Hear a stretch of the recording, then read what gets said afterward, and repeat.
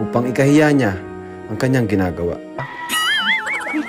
O model, parang ang pagod ng ginagawa mo, nilalakad mo to. May nabili naman. Opo. Ang dami mo pa, di ba? Nauubos po yan. Naubos yan. Opo. Minsan Bagay. po kapag maga, nagtitinda po ako. Umaga. Bago Sabagay, po magpasok ng magandang school. almusalan to, eh, no? Alas 3 po, nagising na po ako. Tapos pag ano po, nagawa na kami ni Mama, tinutulungan 3:00? niya po ako, opo, ng madaling araw. Grabe. So umaga nagtitinda ka bago pumasok ng school? Opo. Bago ka pumasok ng school, edi ano na, pagod ka na. Tapos napunta po ako sa school mga 6.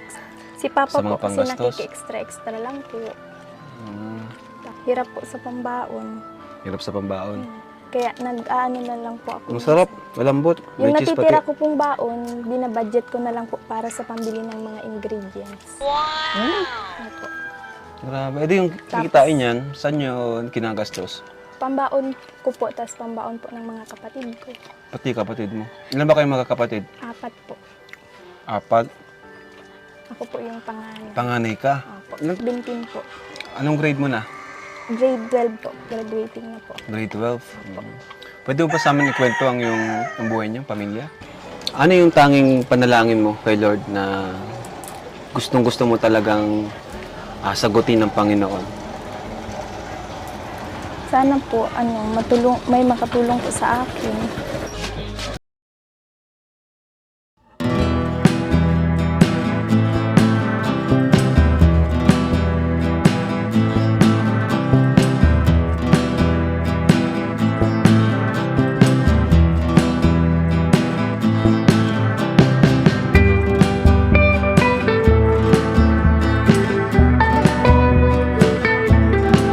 Kasi gusto ko po talaga makapagtapos ng pag-aaral para po matulungan ko sila Mama.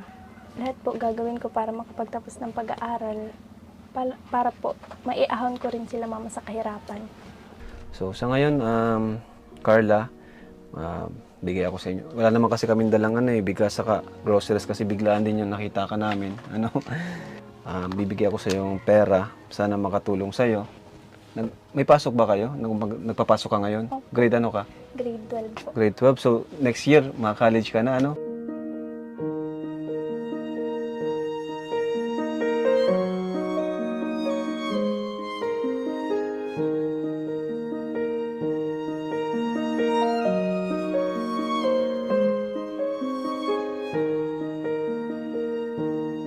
Hello mga kalingap, magandang araw po sa ating lahat. Ngayon dito po tayo kina Carla. At kung mapansin nyo, okay na dito sa barangay na to, pag binigyan mong pera, automatic, papaayos agad yung bahay, ano? Ito na mo, may semento na dito. Tapos, ito bro, sementado na rin itong ano nila. Dali, pasok, Bibi. Hindi ka dali. Pakilala kita kay Kuya Rab. Dali, na Bibi. Amber. Si Amber. Opo. Ayan, yan pala si Hi Amber. ka kila Kuya Rab. Ang ilaw ka ba? Hi po. Bless. Doon ka Amber, doon ka sa may kay ate mo. Ilang taong ka na Amber? 5 po. 5? 5 po. Ano ka, bunso? Opo. Nag-aaral na po yan. Nag-aaral ka na, Amber? Kinder na po siya. Marunong ka din gumawa ng puto. Hindi. Ilan kayo magkakapatid nga, Carla? 4 po. 4 kayo. Ilan ang babae? Kaming 2 lang po. Tapos 2 lalaki. Opo. Panganay ka ba? Opo. Kay Carla, nung napanood po nila yung vlog natin, episode 1. So, salamat po sa mga suporta kay Carla. And ito po, mula po kay Ate Madi Silvestre. 2,000 pesos para kay Carla.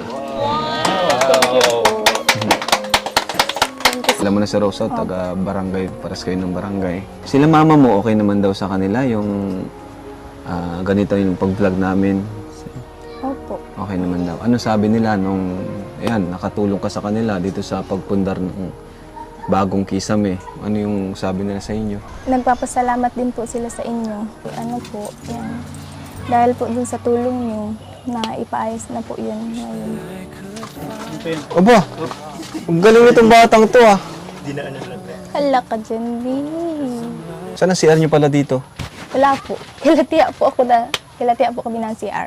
Wala silang CR bro. Ayan mo at Pag nakaipon tayo, pwede natin tong i-line up sa mga papabahayan natin.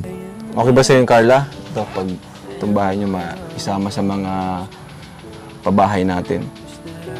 Ha? Thank you po. Grabe. Speechless si Carla.